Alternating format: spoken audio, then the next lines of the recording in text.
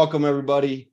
Happy Friday. I hope you're all having an amazing day on this beautiful sunny Friday afternoon. Of course, I am in sunny South Florida, so it's pretty much always sunny. Welcome to the Real Life Real Estate Investing Show, where we share with you how real life, everyday investors create generational wealth through real estate. My name is Hector Hernandez, and I've been a real estate investor for a little over 10 years now. I'm a full-time real estate fund manager, and I am blessed enough to call myself a wealth building coach right here on reallifetrading.com. I hope you all had an amazing Thanksgiving and holiday with your friends and family. I had an absolute blast. Finally got a chance to host after so many years with the babies and everything that was going on with COVID. We weren't able to host here at home, but we finally got a chance to. And I had the blessing and the opportunity to teach my 2.5-year-old son how to roast a pig, which is by far one of my favorite things to do for holidays. He obviously missed a few of the pointers being 2.5 years old, but he was very exciting. And that alone was enough to make my day. He was happy about the whole process, very excited from the clean out to the seasoning, to the cooking, all the way down to the eating it. It was a blast. Today, I'm extra excited. I'm not really sure if you all could see it in my voice and my energy, because we have a really epic show planned for everyone today. Before I give it away and I start to talk way out of turn, I'm going to go ahead and introduce my co-host, my Venezuelan brother from another mother, Luis, who is always here with me to share the stage. So Luis, can you go ahead and share with the audience some of the greatness that you had going on for Thanksgiving, as well as the greatness that we have planned for today's show? Yes. How you doing, guys? My name is Luis Alejandro Lopez. I'm also a real estate coach and investing coach here in reallifetrading.com. We had a great Thanksgiving. As you know, we just moved up to Georgia and we went up to the mountains to North Carolina. We went to Murphy, Bryson City. And it was amazing because my kid find out that he can actually jump on leaves now and roll down hills. There's not many, palm tree leaves that you can jump on down there. So yeah, we had a blast. We went up there. We have a nice Thanksgiving meal, watching a little bit of World Cup, and back into Georgia. We're loving it here. We have actually a cold front, so it wasn't the 30 degrees. We were like happy. Like when you wear, you're wearing jacket and sunglasses weather, it's perfect. Awesome. So, well, what we're going to do today, let's do a little bit outline. We have Bryan Jones today. Bryan Jones is called the REI Guy in Tennessee. He's the Burr Master, and we are going to explain to you exactly what Burr means. Burr is one of the best, if not the best strategy to build generational wealth. That's what we do in real estate. Whatever we build, we keep it for our family, for our kids, for our kids' kids. So we can change our family tree. We can change the route of basically our family life and our history. Okay. Before we go in too far, I wanted to tell you guys, if you're watching on YouTube, please click, the usual click on subscribe. We are posting videos every month, every Friday of the month. We're live on reallifetrading.com on the All Access Pass.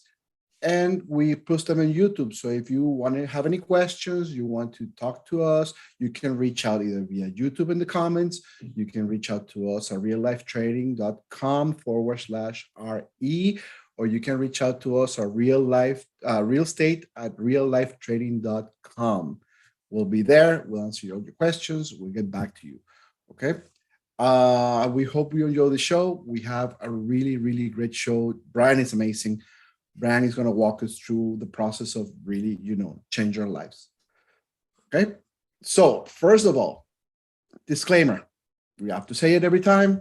There's no way around it.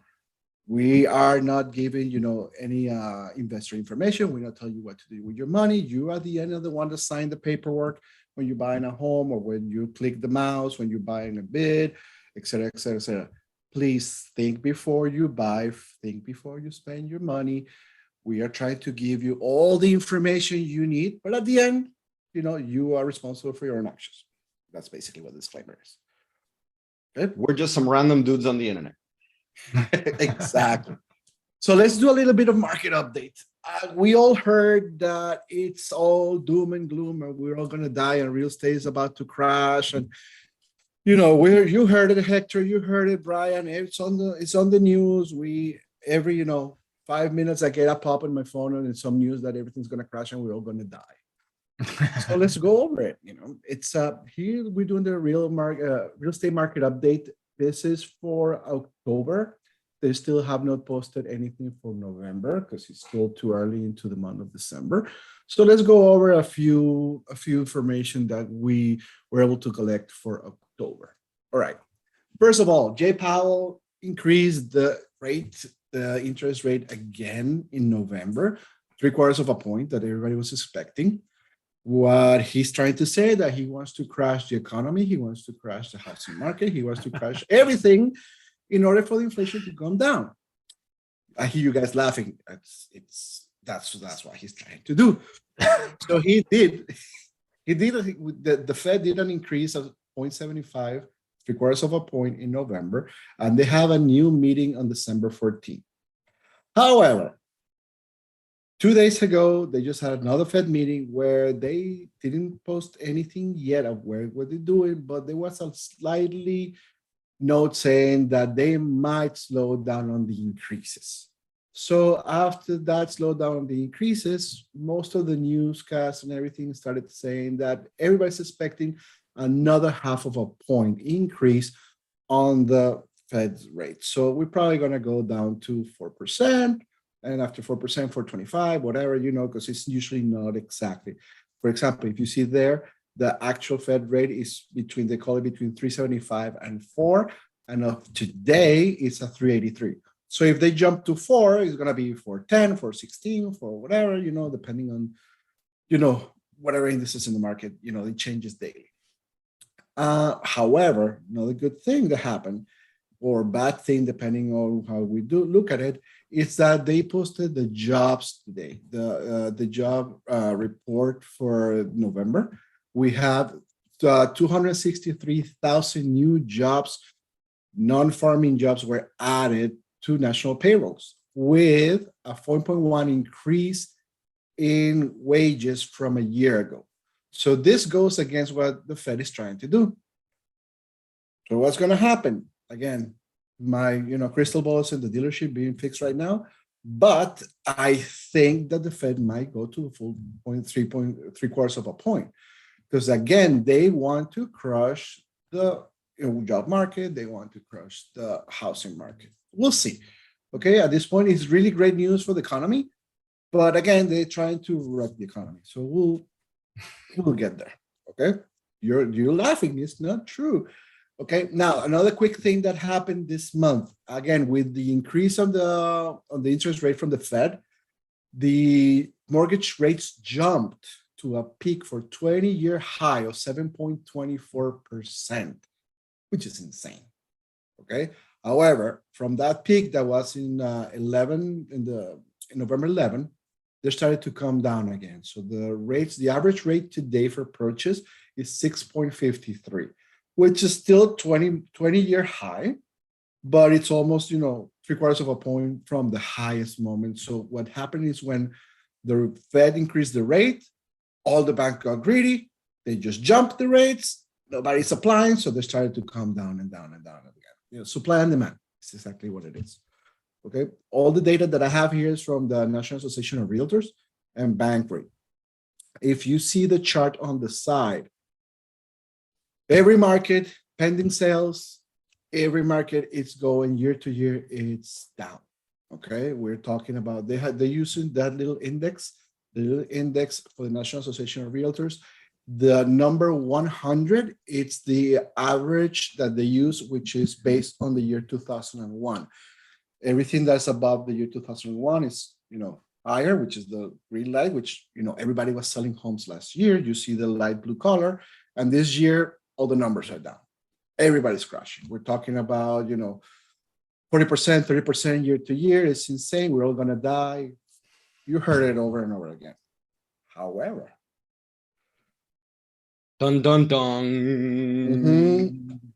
Here we go. Another real estate market. Now, buyers, yes, they're facing 20-year high mortgage rates. Okay. October sales to sell month to month, there was a decline of 5.9% month to month again nationwide. And a huge, humongous 28% decrease year to year nationwide. That's huge. Okay. Pending homes, which is even, it goes before you sell the home, you have to go pending. There was a decrease on 4.6% month to month nationwide, and stunning 37% decrease year to year. That tells me that in November, sales are going to be even lower than what they are right now. So that's telling me that nobody's buying homes or nobody's really in the market right now. Okay. The biggest impact that we have right now, it's in the expensive areas of the country. According to the National Association of Realtors, the West had the biggest impact. Obviously, California, Seattle, Oregon, all the West Coast is, I'm not going to say overpriced, but, the whole country is overpriced. But they're all the way up there. They were the most affected ones. And surprisingly, the South was the least affected. Okay, so what we call the South, the Bible Belt, Florida, Georgia, Tennessee, Alabama, Missouri, we occur for 44% of the total nation sales were in the south of the country. Okay, and the area most affected was in the West Coast. Now, let's look at the existing sales. Existing sales, again, like I told you, look at the chart. They came down month to month. They come down year to year. 28% drop. It's huge. We're all going to die. Until you see at the little bottom corner. What does the little bottom corner says? The inventory that it's live is 3.3 months, coming from 2.5 months in October. What have we told you guys over and over again? It's standard, regular, healthy inventory has to be 6 months. So what's that telling me? The market is still hot. The market is still going crazy. Okay. Single family homes price increased 98% of the 185 metro areas in this last quarter. I'm not talking January. I'm not talking February. I'm talking from the last 3 months. There was still increase in prices. It's so are we going to die? The market's going to bust, but the numbers are telling me otherwise. Okay. The real estate market is still healthy. However, with a couple of things, let's look into this.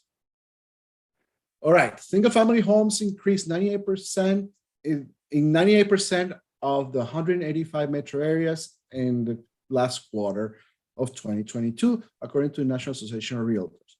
Look at this beautiful thing on the side. 4 of the top 5 markets with prices increase. Where, Hector? Where do we love? Right here, baby, the Sunshine State. Look at the Sunshine State. So we have Northport and Sarasota. Where do we have flips?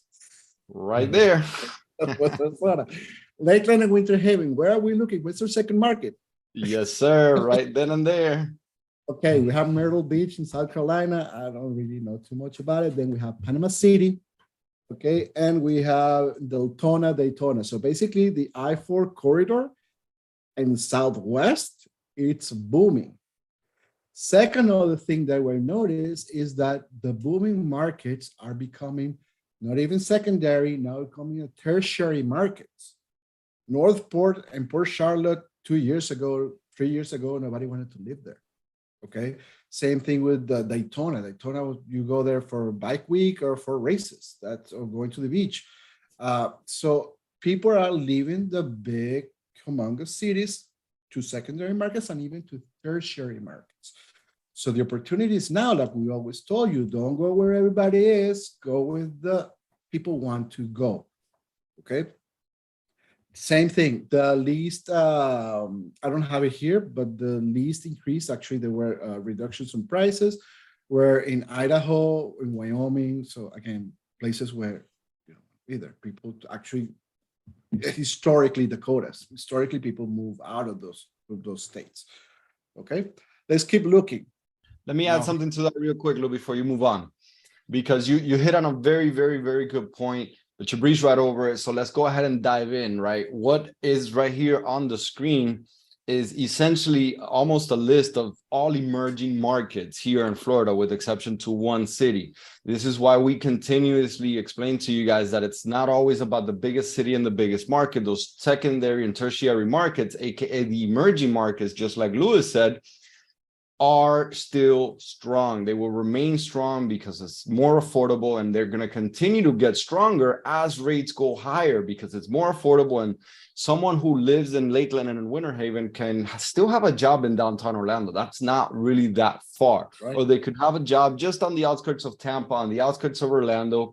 If they need to travel for work, a lot of people are still even working remotely. So they're within an hour of two major international airports, maybe an hour and 10 minutes with 20 minutes with traffic, but still very reasonable distance.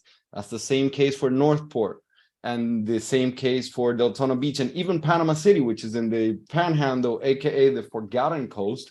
It's still relatively close to the big airport over in Tallahassee, the state's capital.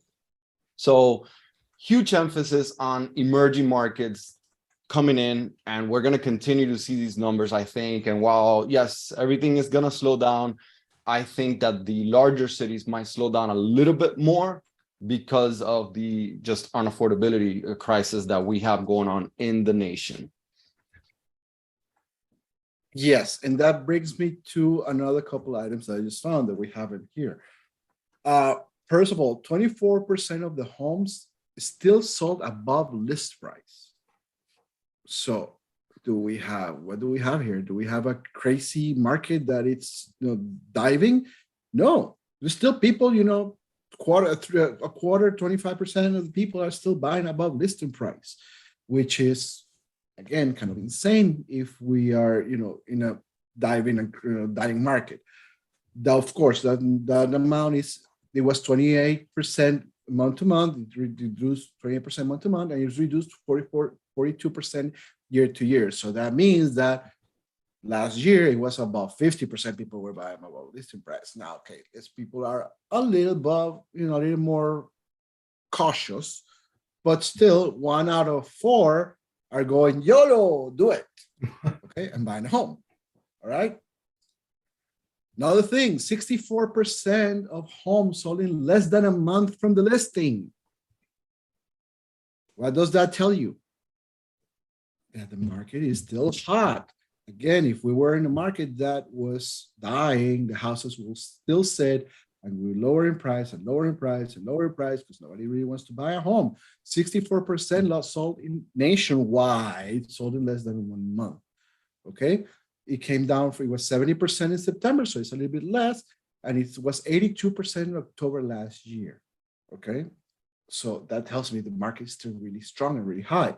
Now, there's a shift in purchasers. 85% of buyers purchase home in suburbs, small towns, rural areas, or resort areas.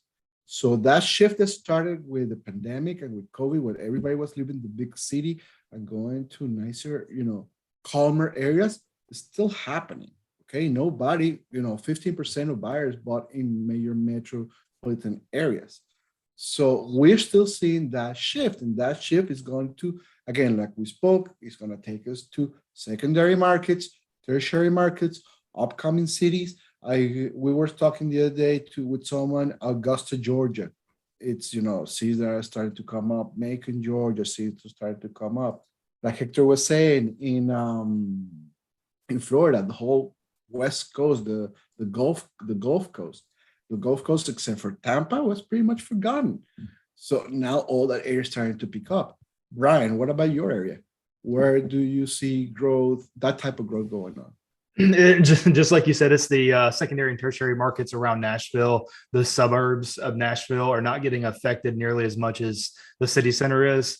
Nashville is down about 9%. Like the median sold price is down about 9% in the last 2.5 months. Whereas the tertiary markets south of there and north of there are down only 2.25%. So we are seeing that we're still at ridiculous inventory levels. Like we're at a 2.1 as opposed to a 6, like you mentioned. So our inventory levels are still really, really low compared to where they need to be in a quote unquote normal market. But we are seeing a slight decline in median sold price. Okay. But a small decline is 2%, which is really not that bad. Right. You know, it's peanuts compared to what everybody's expecting. The other thing that I noticed, and you have it here in the chart, is the first-time buyers are still 28% of the buyers to the month, and that's practically unchanged year to year, and it's unchanged month to month. It's been holding steady the same amount, which everybody considers that it's too low, but it is what it is. I mean, with, again, affordability and high prices, not everybody can afford a home right now. Then the other interesting thing is 26% of the buyers were all cash. Okay, so that tells me that about 45% of people are the ones actually financing. 26% of buyers were all cash, coming up higher from September 2022, and it was 24% on October 21. So even more people are buying cash now. So whoever has the money are trying to find the deals. Okay, as simple as it is. That makes a lot of sense. That makes a lot of sense. And, you know, with the interest rate environment, especially people that have been piling up cash in their savings account. And obviously, we still know that the hedge funds and the investors like us, they're still building rental portfolios. We all know that there will be some opportunities, you know, with these higher rates. And we all know that the higher rates will come down eventually, and we'll have an opportunity to refinance and lower those rates. So the educated buyers, the professional buyers, they're still out there on the market. And the buyers who have been sitting on cash are also pouncing and taking advantage of the opportunities. So now you will see some pain and you will see some opportunities for sure. But you got to be out there hunting. And that's exactly what we do every day. Yeah. Okay. God, if you see down there, there's a realtor's confidence index. I picked up a little bit more information. We can see basically, again, all cash buyers are worth 26% this month, you know, higher month to month, and basically standard from year to year. We have home listed, an average of the homes listed take an average of 2.4 offers, but they're still closing, they're selling in less than a month.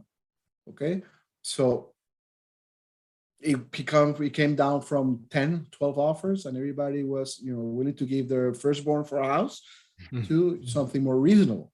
Okay. So Luis, guys, I will say that our days on market has actually increased significantly above that.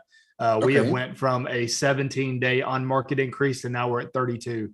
So our houses are sitting a little bit longer. We are already over the 30-day median sell. As far as how long it takes for a house to season on the market for itself. But yeah, but you're still in the 30-day range. I mean, for a couple of days, it's not really that much of a difference. I mean, being an investor, I will be worried, you know, at 90 days sitting on the market, I will be ready to, you know, do something major. But at 3 days, it's, you know, and remember, we had, you know, Thanksgiving, we have a few things that, you know, and now we're coming to the holidays where things are going to slow down a little bit. As an investor who sells none of his properties, I actually look forward to the days on market getting up to about 90, because that means better deals for me. Yes, absolutely right. Yes, people will get desperate and try to get rid of the properties. Remember, guys, life happens to everyone. So it's not everybody wants to sell a house just to get a cheaper change. People need to sell their house because they're moving somewhere. They have job opportunities somewhere there. People are downsizing because their kids went to college. People are upsizing because the baby's coming in the way. Life happens. So people are going to keep still buying homes as long as there's affordability. Okay. And as long as, you know, everybody has jobs and Jay Powell doesn't crash the market. Hey, you're getting the wrong name, bro. It's Jay Payne. Remember, he's gonna get offended when he watches us on YouTube. Sorry, sir. It's Jay Payne. I was just trying to be polite. All right, so that's pretty much with the market update that I have. What about you, Hector? Anything special you want to say that you noticed? So I think you guys covered it. You guys, this is exactly what we're seeing out there on the market. You guys did a fantastic job covering the market update and everything that we see every day when we're out here hunting for deals. Just simply want to stress to you guys out there who are, you know, I've had a lot of questions from people who are looking for a home. Do I wait? Hey guys, if you find a good deal, now this is the time that you could be a little aggressive. You know, we're down to 2 offers. Just a few months ago, I was getting 30, 40 offers per property listed. So we're down to 2. That's quite a difference. Like Bryan said, days on market are increasing a little bit. So if you're looking for a home, this is the time. I wouldn't say not buy, but I would say be selective, be aggressive with your offering. And just remember that the rate sucks today, but eventually it could be in a year, 2 years, 5 years, whenever it is, they will eventually choke the market enough and choke the economy enough that they will have to peel back those rates a little bit. I don't think we'll ever go to 2.7, 3.0 for a while again. But then again, we didn't think that was going to happen. And I had plenty of mortgage broker friends in the business before 2020 that told me I was insane, that was never going to happen, that 3.25 was great. Just refi now. It'll never get any lower. 6 months later, I had friends and family refinancing below 3. So we don't really all have a crystal ball. The main thing to do is, especially if you're looking for a home, make sure you find the property, like I said before, that you are comfortable with for the next 5 to 10 years, in case you have to weather the storm. If you're an investor, you're looking for cash flow, make sure the property cash flows day one. Don't count on that rental appreciation, that market appreciation. If your numbers work today, day one, by all means, go for it. Right, Bryan? If the numbers work day one, pull the trigger. I think we lost your audio, Bryan. That's absolutely right. Yep. Oh, there you are. Perfect. All right, so let's go ahead and get to it, gentlemen, because I know that everybody is excited. The market, if you want to switch to the next slide, Lou, the market recap is very important. Everybody looks forward to it. But I know that 97.8% of the viewers who are watching this are interested in figuring out who the man, the myth, the legend, Mr. Bryan Jones is. I know we've seen him on Slack. He's all over social media. I'm pretty sure I've even seen him on television. The guy is a male model. Look at him. Look at this picture, guys. Come on, he's not your everyday typical real estate investor. So we're gonna dive in and just figure out who Bryan Jones really is and what makes him tick. Bryan, welcome to the Real Life Real Estate Show. Please tell us about your background. Yeah, excited to be here, guys. So I started real estate investing about 5 years. I grew up in a family just like Jeremy that I really didn't have much. We grew up in a zip code where the average household income was about $18,000. And I grew up in a single wide trailer in a trailer park, and the only trailer park that was in the town that I grew up in. And so, I found real estate about 5.5 years ago, and it has absolutely changed my life. And it took us from a negative net worth to over $8 million in less than 5 years. That's amazing, man. Congratulations. That's amazing. Thank you. Yes. I appreciate it. That's an epic amount of success for sure. Well, it's all thanks to one strategy, which I know we're going to get into. Yeah. We're going to get into it. I know you're itching to get it out. We'll get there. But hey, Bryan, let me dive into that, because you said something that was very key. How long did that take? Less than 5 years. It was right at 5 years. But it definitely wasn't 6 months, right? You didn't make your first million 6 months in, 90 days in. Absolutely not. Nope. No. So this is not a get rich quick scheme. Is that what you're saying? That's exactly what I'm saying. But it does have a compounding effect that is unlike anything I've ever seen in my life. Bingo. Yeah, exactly. Love it. Bryan, I know you're obviously a businessman. We got your website here on the screen. If anybody wants to reach Bryan outside of RL, if you're watching on YouTube or on social media, his website is www.dyaderealestate.com. You can absolutely do that, or just find me on TikTok. I mean, at that REI guy. That's where the biggest presence that I have on any social media or any website is my TikTok, which is that REI guy. Beautiful, beautiful. Tell us a little bit more about some of your other businesses and your other services that you do, because I know you do a lot more than just your favorite real estate investing strategy. Oh yeah. So as you guys know, and as you guys are, I'm a real estate broker. I own a real estate brokerage here in Middle Tennessee. We manage just over 315 properties for other investors. 74 of those are mine. I think my bio says 69, but I've added several since then, which is awesome. So I am, we're a fully licensed brokerage to do buying and selling for individuals here in Nashville. We also do property management. Like I said, we have over 350 units that we manage. And then the biggest thing that I spend the bulk of my time on, besides trading, thanks to Jeremy Newsom for that, is the BRRRR strategy: buy, renovate, rent, refinance, repeat, and real estate investing. Nice. I love that. So, Bryan, what made you get into real estate? Why real estate? Well, it's interesting. So my backstory is I used to be a cop. I was making $15.50 an hour as a police officer here in Spring Hill, Tennessee, as an FTO, a field training officer. And we got a call of a possible bar fight at one of our local Mexican restaurants. And we got there and split the dudes up. Come to find out, it was one of the drunk guys in the bar had done something inappropriate to this guy's wife. This guy happened to be a real estate broker. So we separated them, talked to him. And during our conversation, it comes out that he was a real estate agent. I said broker, but a real estate agent. And he's like, man, you've got a knack for talking to people that, I know what you guys make. I have somebody who works for the city as well, who's in my family.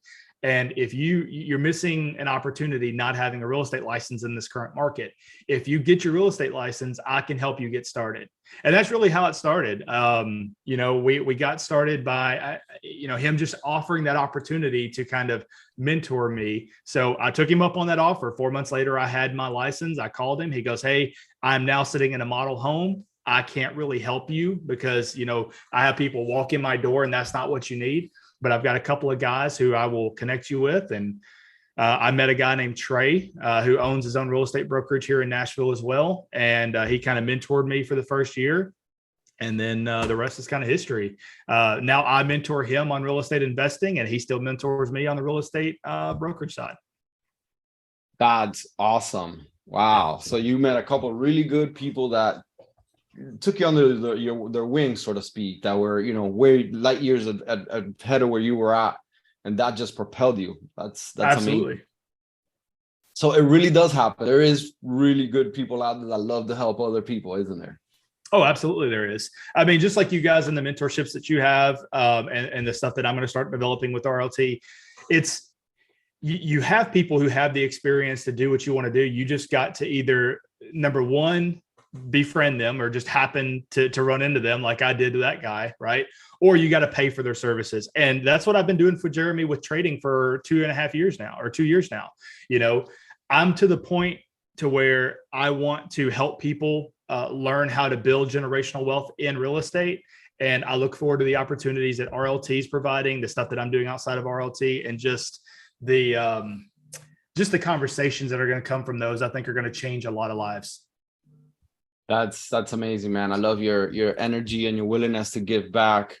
I am a firm believer, and I fully agree with you that you got to surround yourself with good people and add value in one way or another. Either you add value by paying them, like you said, or you add value by taking something out of their life, saving them time and doing something for them.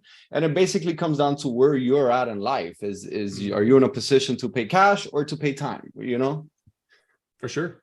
Successful people are busy, and so they're going to want to continue to be successful, and so they're going to guard their time. You could save them time or you can make them money. Either which way, it'll get you in the door. And how much harder, Bryan, or do you think it would have been possible for you to have accomplished what you've accomplished on your own with no mentor, no coaches? I think I would have, but I think it would have taken that 5-year stretch to probably 7 to 10, if not more.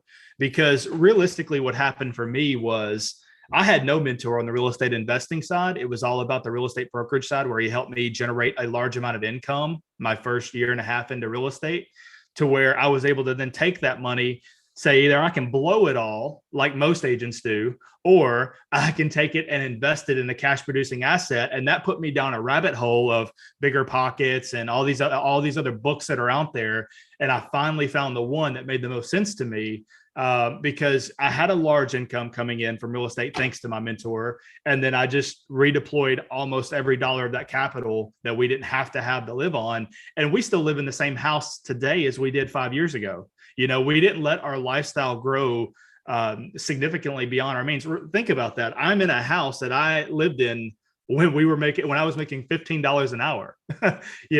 I happened to, get a really good deal on it, and it's a nice home. I didn't want to take that money and increase our lifestyle to a point to where our rent and our rental income that we have coming in and my real estate income was just funding a lifestyle. I wanted it to fund the future for my kids. I mean, I've got a cool story I'm going to talk to you guys about here in a minute, to where my 2-year-old and my 5-year-old already have a house. I mean, we're going to talk about that here in a minute, but I wanted to use that income to create generational wealth, not just a lifestyle that was above what we really needed.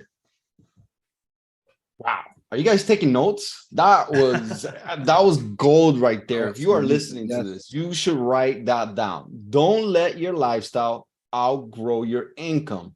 Very important for building that generational wealth. You got to keep it. You got to grow it. You can't just blow it all. So you mean no Lambo the first 6 months? No Lambo. No Lambo. And no yet the first 2 years. No Lambo still. I drive a 2017 Ford F-150 as my work truck, and then I've got a 2022 Tesla. I do have a Model 3. That's good. It's a business expense. That's right. I understand. That's right. I don't own it. My company does. So exactly.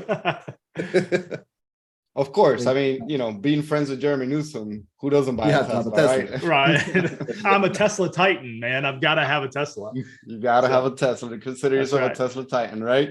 That's right. And for those of you who are watching on YouTube, if you haven't heard, our friend, our coach, our mentor from reallifetrading.com, Jeremy Alexander Newsom, has this really cool, top secret, don't tell anybody about Tesla Titan mentorship, but it will make you an expert on all things Tesla trading. And eventually you wind up buying one because you just make, so much money on Tesla. You got to put it somewhere, right? Yep. Hector and I just finished that up today. Yes, sir. And that was an epic 3 weeks for sure. It was. So Bryan, let's get to it, man. What is your favorite real estate investing strategy? So my favorite real estate investing strategy, guys, is called the BRRRR strategy: buy, renovate, rent, refinance, repeat. And it really is as simple as it sounds. So the key with this strategy is buying the property right. To be able to successfully BRRRR a property, you have to buy the property at 75% of the ARV, or the after rehab value. And that number has stayed true for the last 5 years, but honestly, that number is quickly changing. Commercial lenders right now are lowering that 75% threshold to 70%. So now you're in a situation where if you want to utilize this strategy, it was a little easier for me in the past because I was able to make sure that everything came in at less than 75% of the ARV. Now you guys got to buy the property even 5% better now, because you got to make sure everything's coming in at 70% of the ARV. So again, it's literally buy a property, you renovate that property. After you renovate that property, you rent it out for the market value rent, which most times these properties you're going to buy are going to be in very bad shape, right? So you're going to have one of two things. You're either going to have a vacant property that you can immediately start on, or don't fall into the trap that a lot of investors do, to where they say, okay, well, I'm going to let these cash flow for a little bit and then I'm going to renovate them. No, if you're going to employ this strategy, rip the Band-Aid off, go ahead. If there is a tenant in place, get them out, evict them. I know it's not a fun topic of conversation. I know it's not a fun process. Go ahead and get them out, offer them cash for keys to walk away. And if they won't, get them out through eviction, and then renovate that property. After you renovate that property, this is the key part. You're buying that property for, let's say, 50 cents on the dollar. Let's say it's worth $100,000. You're paying $50,000 for it. Well, you're going to put $20,000 in renovations in it. And guess what that's going to do? That $20,000 that you put in, it's not going to make that property worth $70,000. You're going to force that appreciation. That after rehab value that you've already determined is likely going to be between 100 to 115. This is just using easy numbers, guys. I know most of your markets that you're in, you're not finding a property for $50,000, right? And if you are, you're lucky. And I will tell you, that is where I've made the bulk of my money, is finding a tertiary market where I can do that. Now, I won't share that market with you, but I will share that strategy with you. So we'll talk about that in a minute. But yeah, so you got to make sure that you're all in at 70 cents on the dollar. After you've bought that property, renovated that property, and now rented it out, then you want to look at refinancing it. And that is the multiplier.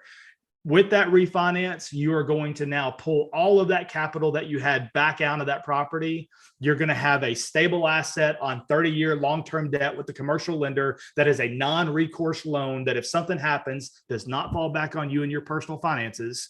And then you're going to do it again with that same money. You're going to wash, rinse, and repeat that same amount of money every single time. So once you have that little amount that you need to invest once, you never need any additional money again. It's all the same money over and over and over. Now that I've outlined the strategy, you guys asked me some questions. Let's break up the monologue. Let's actually get to the meats and potatoes of this. And let's figure out how to explain this effectively to everybody so they can implement this stuff.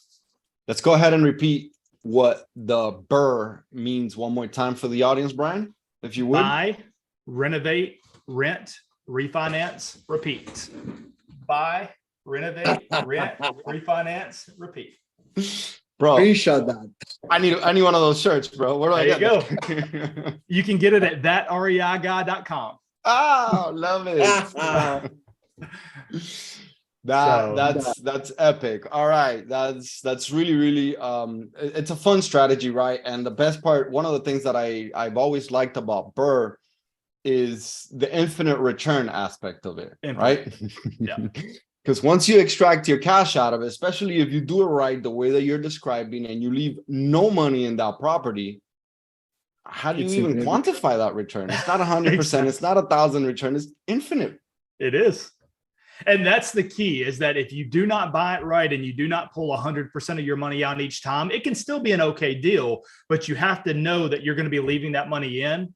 So, but if you literally only want to input a certain amount of your money into a deal and make sure you get 100% of it out, you have to be very strict on that 70% now of that ARV, because you can quickly get into a position where, let's say you have $100,000 to invest and you do it once, you have to leave 10,000 in because you didn't calculate right. And then the next one, you have to leave 15 in. And the next one, you have to leave 10. Then you're done. You've already consumed that additional money that you had to continue the strategy. So what you have to do is you have to make sure that your numbers are solid. You have to make sure that your after rehab value has been calculated correctly. And you have to make sure that you're all in at 70 cents on the dollar for repairs, closing costs, and everything that goes along with that. If you're using cash, there's no holding costs. Otherwise, you have to factor out closing costs, holding costs, renovations, purchase price, all of that good stuff.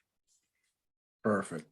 Got a question for you. What does your typical deal look like? Do we talk about renovations? Sure. Let's talk, kind of real numbers. You buy a home for what, $250? Because I'm not really familiar with Nashville market. No. But so, I'm talking Florida numbers. So I'm going to go ahead and let you guys in on a secret. I will not BRRRR a property if the purchase price is over $150,000. In my markets, I can find beat up enough properties and small enough properties to where I can find a property for less than 150 and then BRRRR it every single time successfully. The only time I've ever had to leave money in a deal has been properties that I purchased that were over $200,000. And so, if you have to go outside your primary market to tertiary markets, look, the main market that I invest in that has probably 70% of my net worth tied up in it is 2.5 hours away from me. I found a trusted contractor. I had him work on one project to make sure he could keep his numbers where he promised that he could. And then I basically cut him loose after 2 or 3 projects and said, I'm buying everything that I can. I've got 5 or 6 properties waiting on you. As soon as you finish this one up, keep the good pricing coming because you don't have to work for anybody else but me. And now we are in a position of where I'm buying property. I'm buying 5 or 6 houses at a time for between $50,000 to $75,000 each, putting 20 to 25 grand in them, refinancing them at 150 ARV after rehab value, and I'm getting money back every single time that I refinance. I'm not only am I pulling all my initial capital back out, but I'm getting money to BRRRR these properties. Yeah, exactly right. And here's the kicker. This is what makes the BRRRR strategy so powerful. You can do this as an income producing strategy. If you can buy deep enough, that excess that you keep can be income for you. However, it's tax free because it's not tax. Yes, it's not technically income, it's debt, right? And so you can literally use this strategy to increase your income without having the taxable, not the benefit, but the opposite of that. All right, let's rewind that because that was gold. A lot of people did not catch all of that, and that is reason number 175 to invest in real estate, whether commercial or residential. You know, we're talking specifically single family homes, but team, understand that this is a very, very viable strategy. It's not called BRRRR if you're doing commercial. You know, I guess it could be, but if you go to the actual BRRRR, you know, it's all single family and small multifamily, 1 to 4 doors. But please understand that this is done by real estate investors that have really truly gotten it and really been able to generate wealth for hundreds of years. I don't know, thousands of years. It's been around. It happened. It's totally legal. We're not selling anything, and understand this isn't tax advice. We're no CPAs. But Bryan, can you repeat that? When you refinance a house and you get cash back at closing, put in your pocket above and beyond every single penny that you spent, what happens to that cash? It's tax-free, baby. Tax-free money. So Money. Here's what I don't understand about people who flip properties. And look, I did it to get my initial starting funds for this process, right? And it's okay for the first few, but I wish I'd kept every single one of those, right? Now that I know what I know.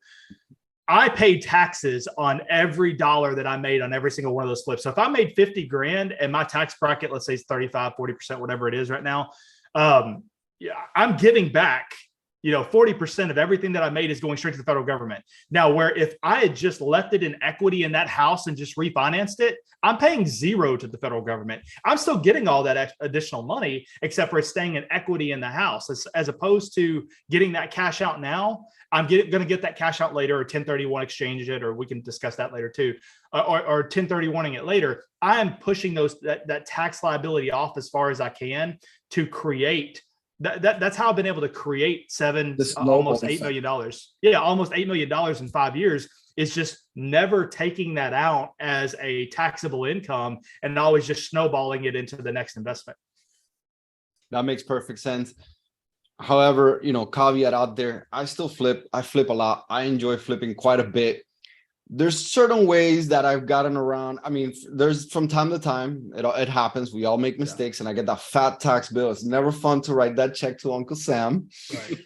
But there's such thing as using the depreciation from your rental portfolio to offset the cap gains on your fix and flips. So, it's definitely something that requires a lot more tax planning for sure. And you and your accountant have to be on the same page in February, not wait till December to figure things out, because otherwise it's not going to work.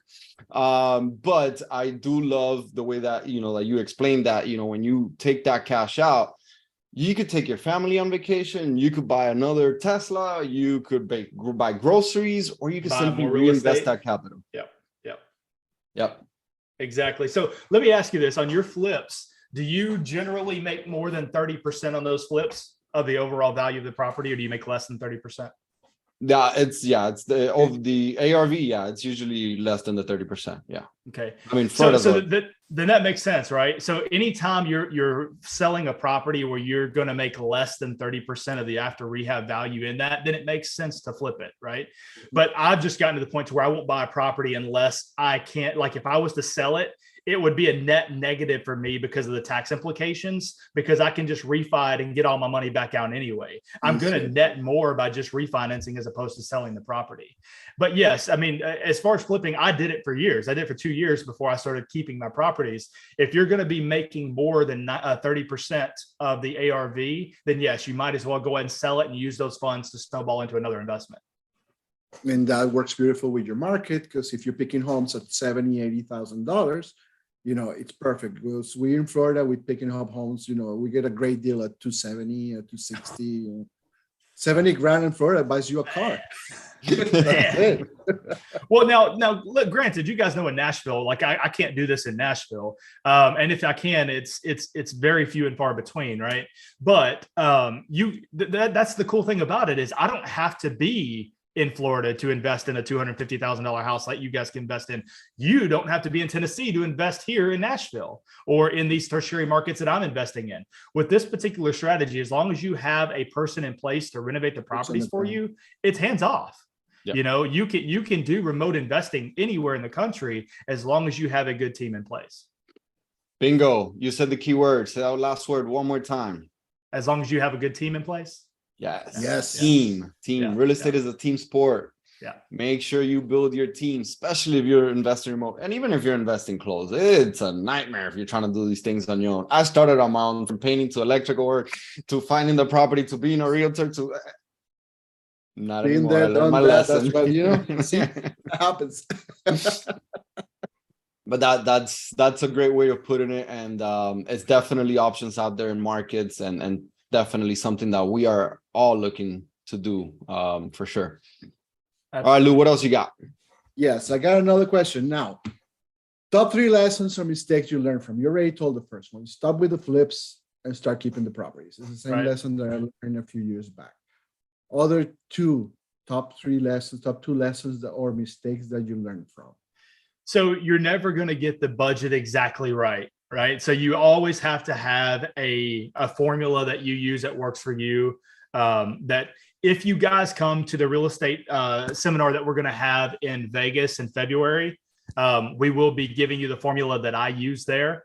And so if you're going to be there, this is going to be provided to you. But if not, create yourself a formula for, accounting for all the costs that might crop up. And what I would recommend is putting in the bottom line of that at least a 2%. What I call the fudge factor. I think, Hector, you tell me you do 5, maybe 10%. We do 10%. Yeah. One of you guys do 10%, right? But I have found that with my processes and how quickly or how much of a thumb that I have on top of my construction guys here, that I can get away with 2%. But just make sure that you're factoring in some type of fudge factor or some type of budget overage, because it's going to happen. And those are going to be the situations to where you're going to have to leave money in a property that you thought you were going to get 100% out of, that eventually will eat up all of your capital if you do that, if you make that mistake multiple times. So that would be my second one. I'd say my third one is thinking that I had to do this on single family homes for the longest time. Now I've done 10 units, 8 units, 6 units, 24 units. Like, I've done multifamily this same exact way. I just always thought that it wasn't going to be possible to burr something that big just because the numbers got so big.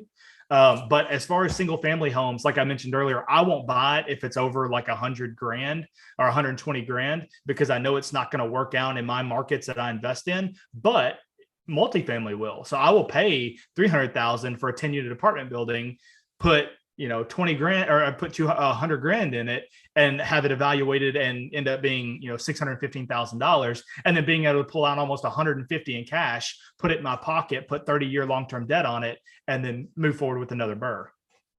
And you're still cash flowing, and that 100 absolutely tax free. Yeah, bingo. That's exactly how you do it. Awesome. That's right.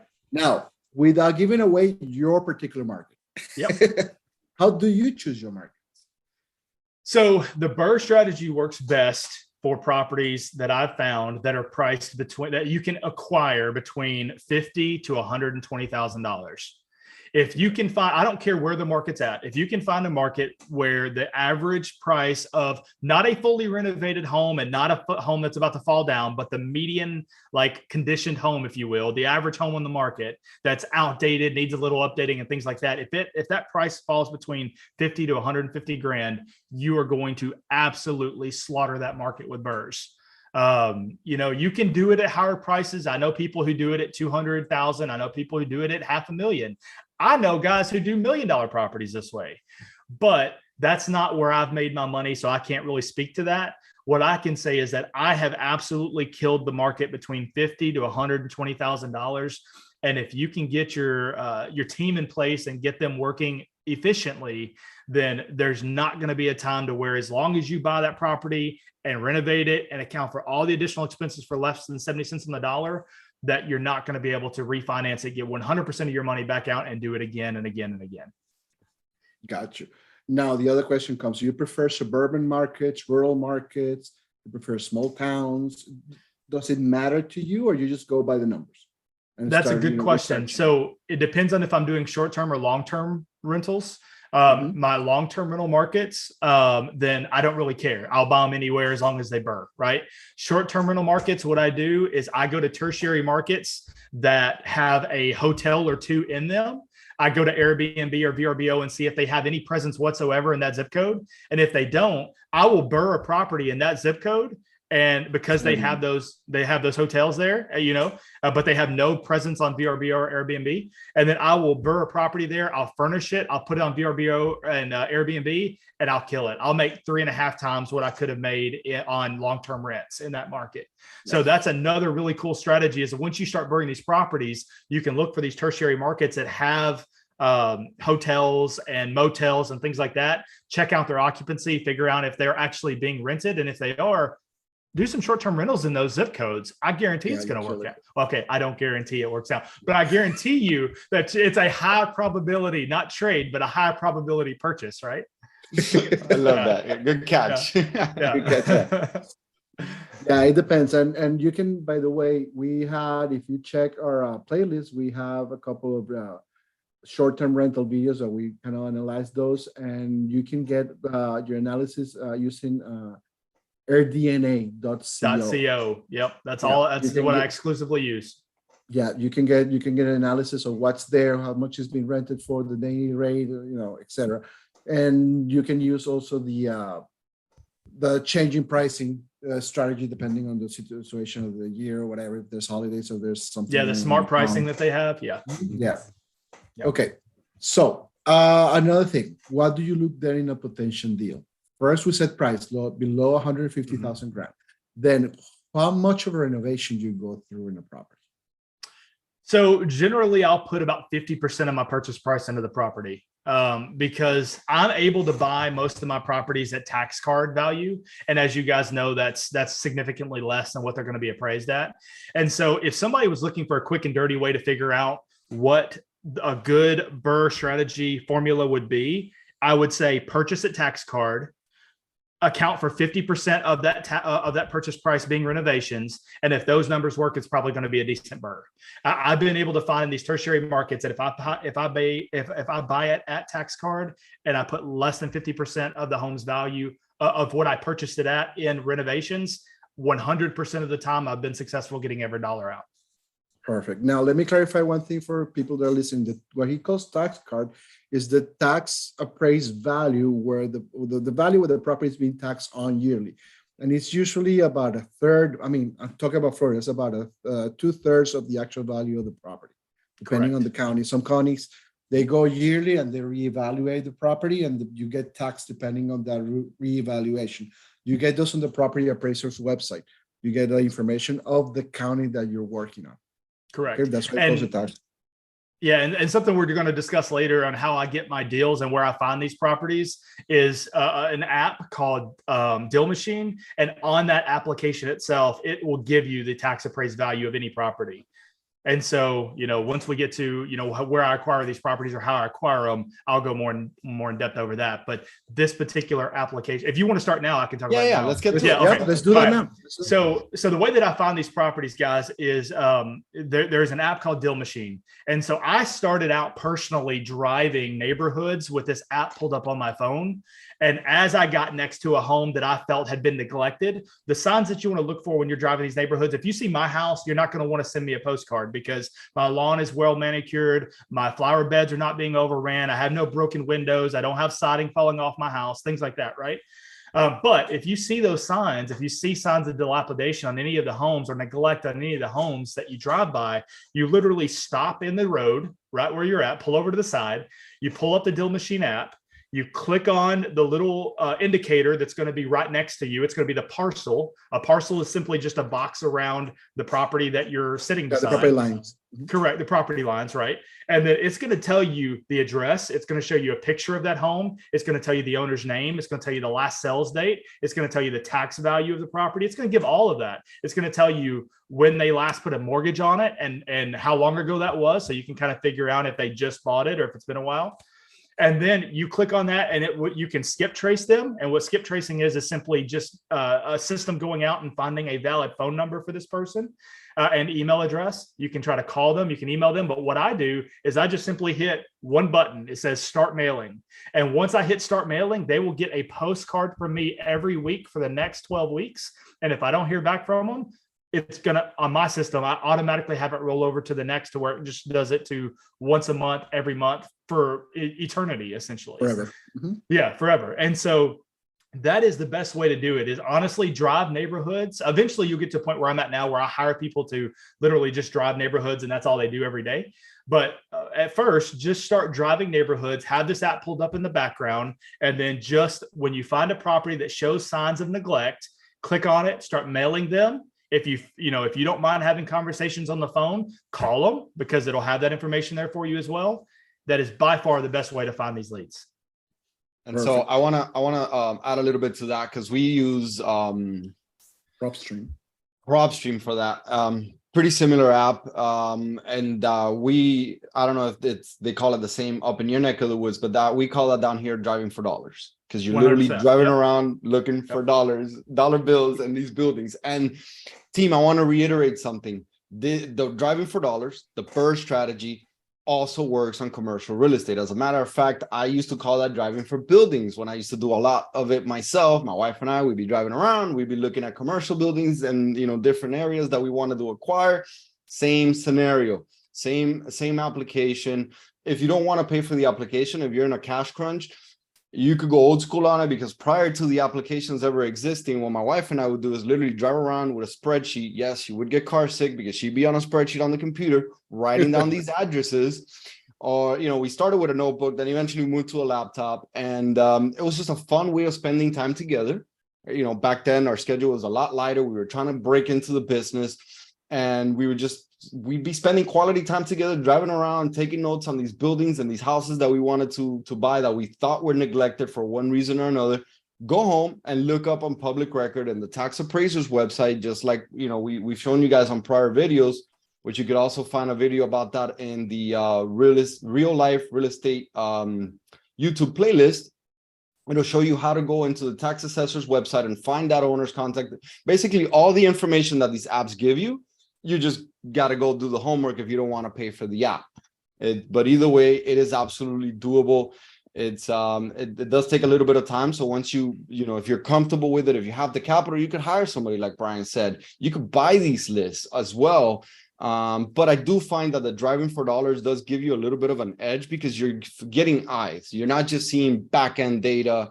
You're getting eyes on these properties that they might be paying their taxes, they might be paying their mortgage, but they can't really afford to fix up the house and fix that broken window. So they're on the edge of that. So you get that leg up on that investor that's just sitting back in their office downloading lists.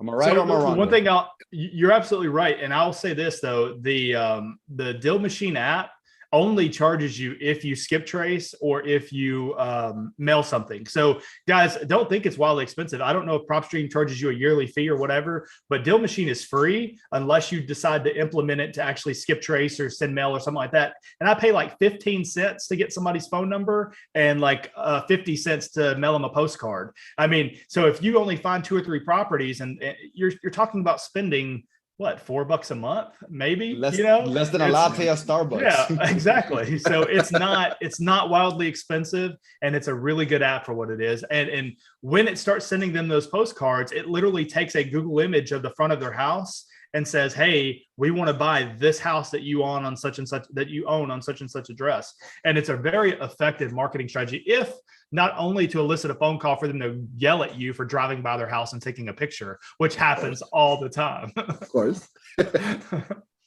Yeah, be prepared for that. So you got to have thick skin for that, like Bryan said. Yeah, exactly. You will inevitably upset somebody. Apologize profusely and move on. Yeah, and the other thing I want to say is this works great, because if you start looking for properties on the MLS, or you start looking for properties that are already listed, there's going to be a lot of people, putting offers, or they're already out there. It's if it's in the market, it's not a good deal. The best deals are the ones that nobody knows about.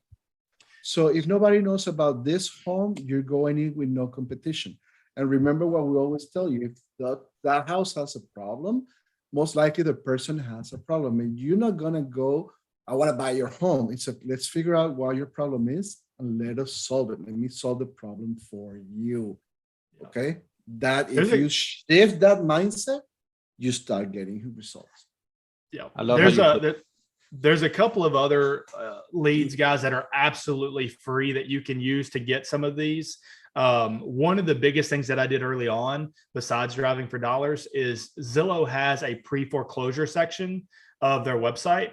And so what their section does is it's basically scans all county registries to see who has what's called a NOD, or a notice of default, filed, which means that they are 91 days away, or they are 91 days past when their last payment was due, right? And so if you can get contact information, which you can get at like freepeoplesearch.com, right? That's the one that I use, is you can go into Zillow's website, pull up these pre-foreclosures.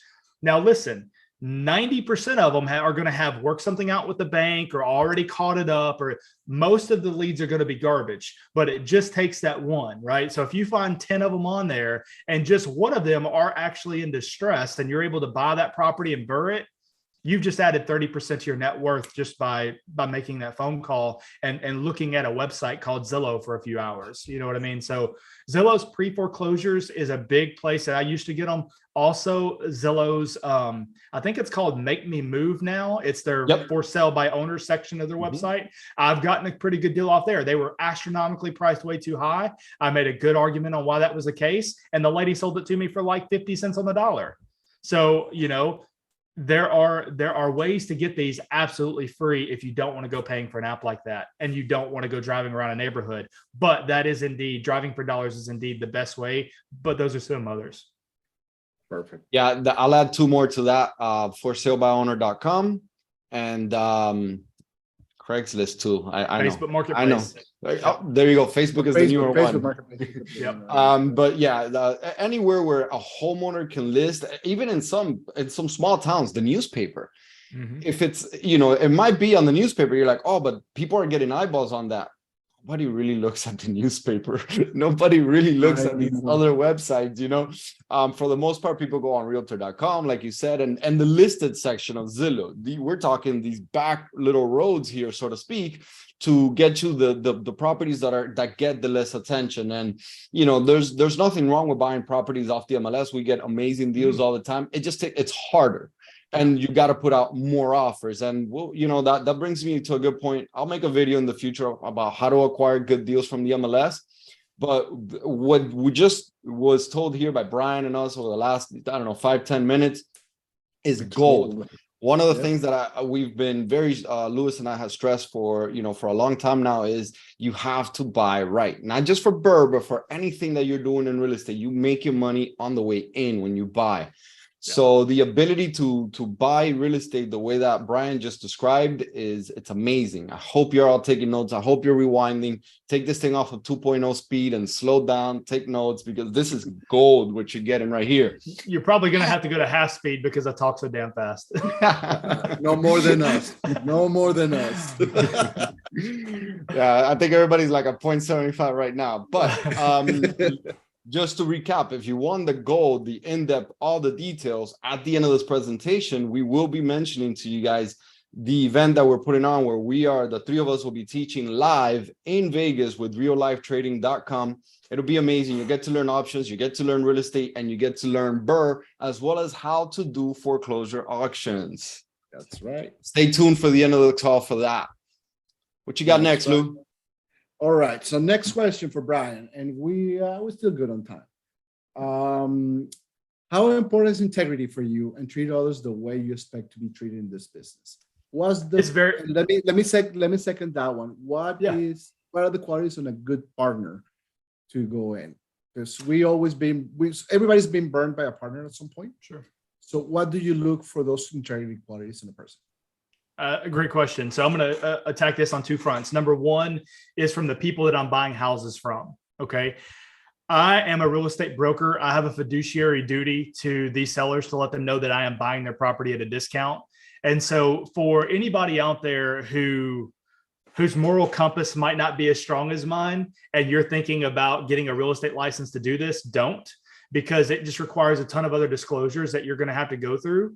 That are going to put you at a disadvantage for getting these properties at a discount. But my moral compass, whether I had my license or not, would make me tell these people, hey, you're selling this at a discount because you're in a situation where you need out of it, right? And so I think it all comes down to transparency for them and transparency for any business partners. I am 100% transparent on how much money I make, how much debt I'm in, what my processes and procedures are. I feel like I am not creating anything new. I am a copycat of people who have come before me. So nothing that I am doing is proprietary in any way, shape, or form. I'm just able to condense it down into a version that is manageable for me to actually do, to where I think I can also package it in a way for other people to understand who can't make it through 2,000 pages worth of books that I've read on figuring out how to do this, right?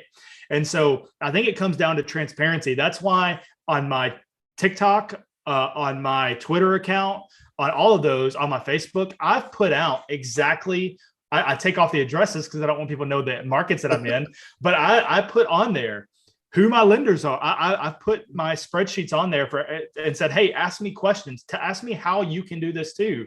How many units each property is, what it's worth, how much reno I put in, what the ARV was, what the taxes every month are, what the insurance every month is, what the note is every month, what the current equity position is, who the lenders are, what the interest rate is. Like, I put all of that out there. You can go to my Twitter right now and find that spreadsheet I posted like 3 days ago.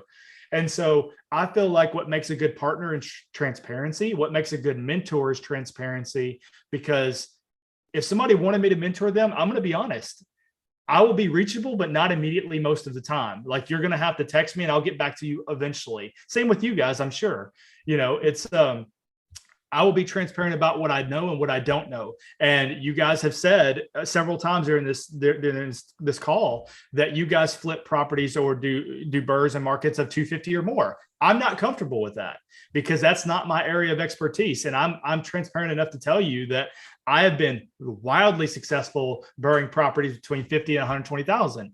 If you want to talk to somebody about doing it more than 250, I'm probably not your guy. The same principles apply. Like, you can use my strategies, right? It's the same strategy that you guys are using. But if you want my personal experience on being successful doing it, I can't give it to you.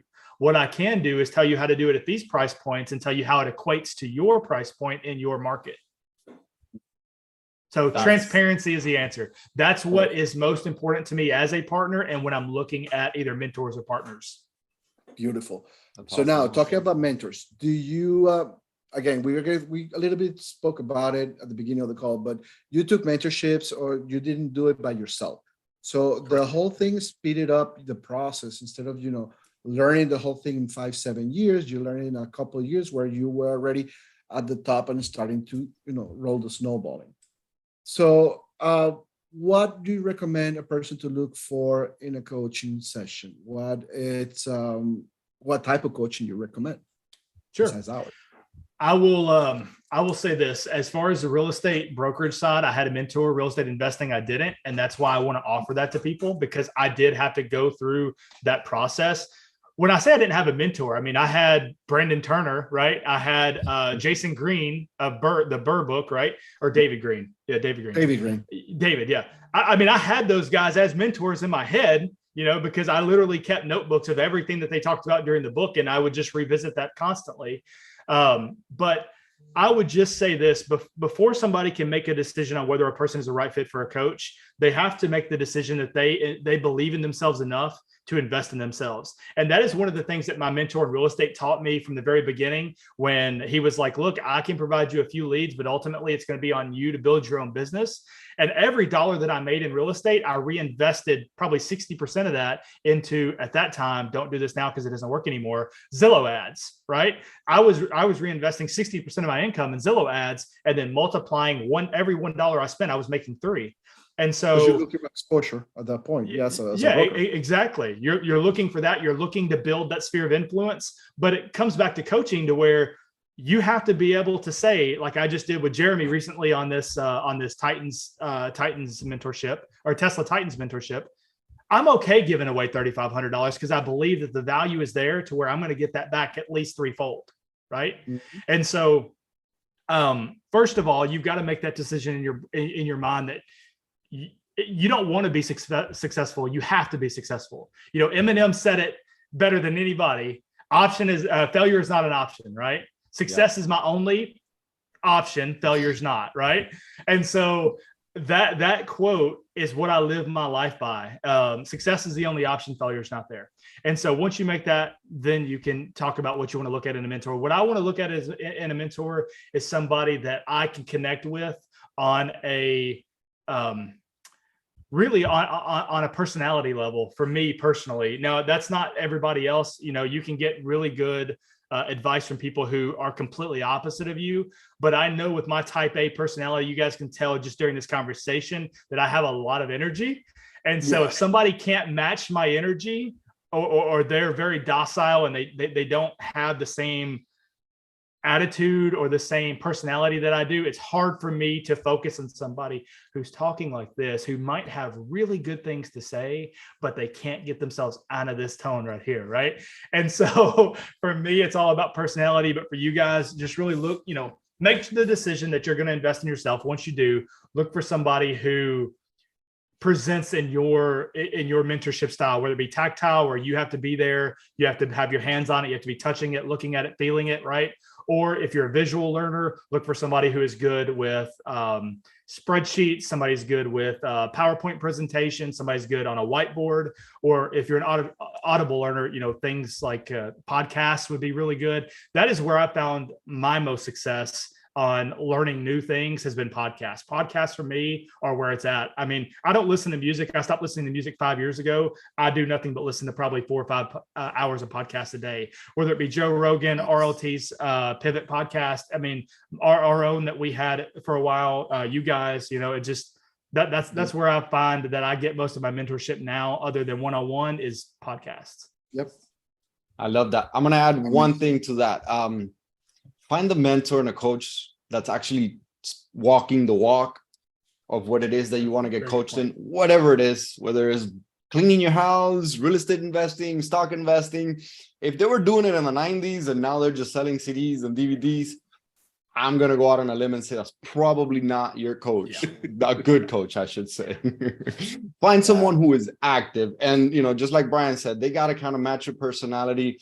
If you're a handhold kind of person, maybe you want to get somebody that's local to you, like he started with his brokerage mentor, somebody who he could, you know, hang out, have a coffee with, go see a client with. If you're more techie, you could find somebody on, you know, halfway across the country. But, you know, first thing you need to do is make that decision that you are worth that investment, whether it's time or money. And even if you're investing your money, you're also going to be investing your time. So make sure you're prepared for that and that you know you deserve that investment in yourself. Let me double down on what you just said, because you're absolutely right. I would never learn from somebody who was not actively participating in something that, like, that to me makes absolutely no sense. Right. And so I didn't even think I had to say that. I would hope that none of you guys would really go throw thousands of dollars or hundreds of dollars or $1 at somebody who is claiming to be a guru in real estate, stocks, crypto, whatever it is, without, this goes back to transparency, which we just talked about, right? Them showing you that they've been able to successfully implement these strategies. If you have somebody who can theorize about it, tell them to go teach college or high school or something like that. They're not going to be your mentor. You need somebody who is actively. Not only they were able to, they're still doing, because the market changes, things change. Yeah. So, you know, a lot of those, you know, old-time gurus, they did it and they switched from being, you know, investors to being teachers. So all of a sudden, they don't know how many homes, they don't know how many anything. And if you see the pictures of the stuff they offer you, yeah, it's a picture from the 1990s. It's like, are you kidding me? You know, all the brown inside homes, and you know it's not there. They do make great college professors, like Bryan just said. Exactly. True. Yeah. Just not great mentors. So let me share my screen for a second. I don't want this to be a, you know, sales pitch or anything, but we are with real life trading, as we mentioned earlier. We are going to be treating. Can you see the screen right now? Yep, we do. Just perfect. Just scroll down a little bit. Yes, we have the we're going to be doing a presentation in Las Vegas, and the real life trading options retreat is from February 26th to March 1st. We're going to be doing a presentation on March 1st. Okay, the last Wednesday, the whole afternoon is going to be real estate related. Okay, you have more information about it here. Let's put it a little bit down there. You got my boy, Jeremy Alexander Newsom. We got Matt DeLong. We got Tony Pollock. We got Robert Thompson the third is here. We're going to teach you options like you wouldn't believe. But on top of that, we are going to be teaching you guys. You see this fancy guy right here and this fancy guy right here. I clean up properly, but no, these guys are awesome. We are going to be there on Wednesday, March 1st, teaching you anything that you need to know about real estate. Hector's going to do, the why and why do we going to build, generational wealth. Bryan is going to go and explain the whole BRRRR system, go number by number, example by example, how's it done? And then I'm going to go and explain you about foreclosures. That's been my expertise since forever. How to pick up foreclosures, how to buy them, how to bid on them, and what to look for. Okay, so we're going to be there. If you go to reallifetrading.com, here's the address. We look for Vegas retreat, and we are there. You can join in. You have I believe it's on sale right now, or it was on sale right now for Black Friday, but it's there. It's on reallifetrading.com. The other thing I wanted to mention to you guys is that we are starting offering in January, second week in January. Hector and me, we're going to start doing group mentorships. Same situation. We're going to explain to you how to do this, how to do the BRRRR, how to do flips, how to how to build a rental portfolio, how to do, how to select properties, how to underwrite properties. It's if you go to reallifetrading.com/RE or reallifetrading.com/mentoring, you're going to find here house flipping. That's what we've done since forever. And we're going, besides doing the house flipping, the process is the same. Once you buy the house, you renovate the house, instead of selling it, like Bryan said, you just go and refi, keep it up and go. The process of purchase and everything is exactly the same. So please join us. I start in January 11th on a Wednesday and evenings, and Hector, it's on January 12th. He's going to take the day slots. So please, come over, any questions, whatever that you have. Let's go over here. Again, if you have any questions, comments, or anything, reallifetrading.com/RE or realestate@reallifetrading.com. Bryan, how do we find you? Easiest way is to go to either diadrealestate.com. That would be if you want to contact me professionally, or if you want to learn just a little bit more about real estate investing in little, 3 to 5 minute videos on TikTok. It would be that REI, that real estate investor guy on TikTok. Perfect. Beautiful. Any closing comments, Hector? I just want to say thank you to Bryan for joining us today and sharing that wealth of knowledge, that wealth of information. Like he always does, he comes from a place of love, from a place of sharing and wanting to help the world around him, because he is a product of the success of real estate and that generational wealth, like he said. And actually, Bryan, we'll give you a couple minutes because I know you mentioned you wanted to talk about the property that you bought for your kids already, which is amazing. That's what real estate can do for you all, team. So thank you, Bryan, for joining us, for sharing your time and your knowledge with the group, with the crew.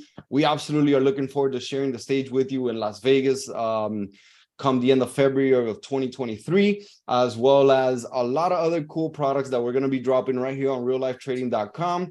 The only way to hear about those things is to continue to check the website, reallifetrading.com/RE, and you will see some additional classes and trainings. A lot of it is free. Some of it is paid from Louis, myself, and Bryan alike. We will be continuing to educate you all. Our goal here is to simply, once again, share with you how everyday regular people, this gentleman here was a cop. He was working the streets as a police officer, saving you, saving us, protecting us, and turned around and went real estate millionaire. How epic is that? In under 5 years, guys, it can be done.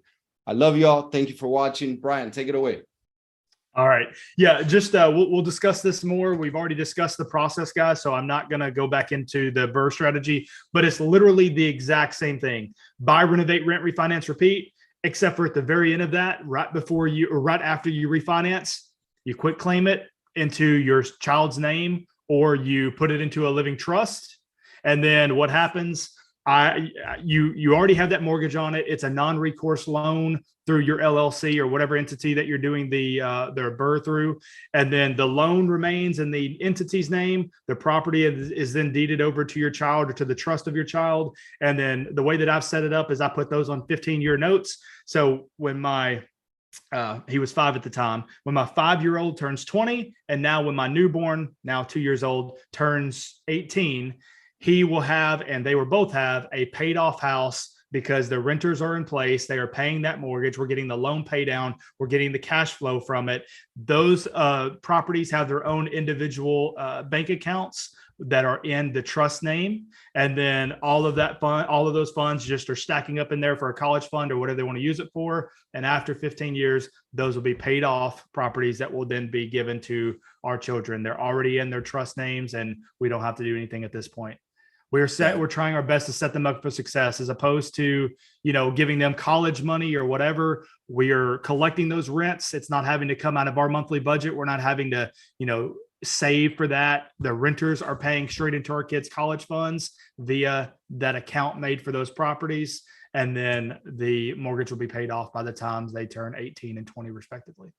That's amazing. That is a college plan. It's probably even better than a college plan. Not only team, listen to that's generational wealth right there. He just passed down some of his wealth to his kids tax-free. And it could be a college plan, it could be a home whenever they get married, they grow up, whatever the case may be, without good old government sticking their hands on it and telling you what to do with it. Yep, they have a profitable asset that is cash flowing properly every month by the time they become 18 and 20. Just think about that. Just imagine you have one of those when you were 19 and 20. So do that for them.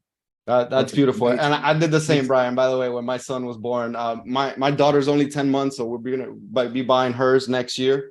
Right. But yeah, my son, we got one for him in 2020 when he was born as well. So that's awesome. It's what we do. I love it, man. Thank you so much once again for sharing your time. Lou, I'll let you close it out. All right. Thank you guys for sharing with us your time. Thank you guys for watching us. Thank you guys for listening to us if you are. Thank you for finding us on YouTube.